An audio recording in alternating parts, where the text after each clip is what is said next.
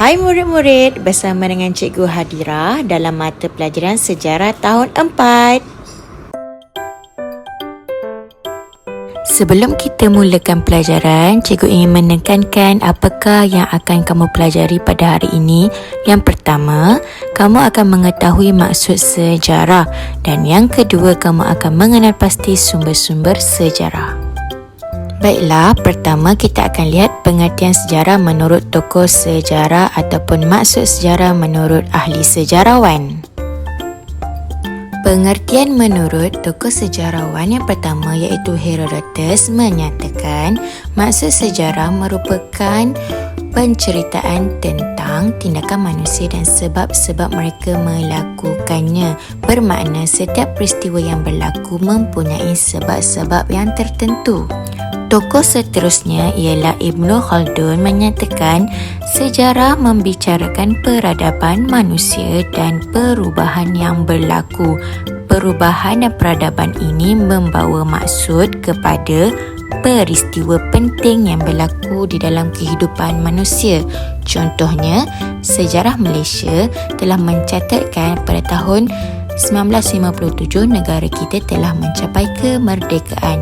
Jadi, ia adalah sebuah fakta sejarah. Baiklah, seterusnya tokoh E.H. Carr. Sejarah adalah satu proses interaksi antara masa kini dan masa lampau. Hal ini kerana setiap perkara yang berlaku pada hari ini mempunyai kaitan pada peristiwa lampau. Contohnya, jika kita tidak mengecapi merdeka, maka tiadalah Malaysia. Seterusnya adalah tokoh sejarawan negara kita iaitu menurut Dr. Khoo Kay Kim, sejarah merujuk peristiwa yang pernah atau sudah berlaku. Ini mudah untuk murid-murid ingat kerana sejarah memang sesuatu peristiwa yang sudah berlaku. Maka jika belum berlaku, kita tidak panggil sebagai peristiwa sejarah. Pengertian sejarah menurut Dr. Muhammad Yusuf Ibrahim pula, sejarah merupakan catatan atau rekod sesuatu peristiwa yang berlaku pada masa lalu. Hal ini kerana setiap peristiwa yang berlaku mempunyai catatan tersendiri dan setiap catatan tersebut dijadikan sebagai sumber sejarah yang sahih. Contohnya adalah sejarah Melayu. Jadi murid-murid, kesimpulannya pengertian sejarah adalah peristiwa yang benar-benar berlaku pada masa lalu. Hal ini disebabkan setiap peristiwa yang berlaku disokong dengan catatan serta bukti-bukti sahih tentang berlakunya peristiwa tersebut.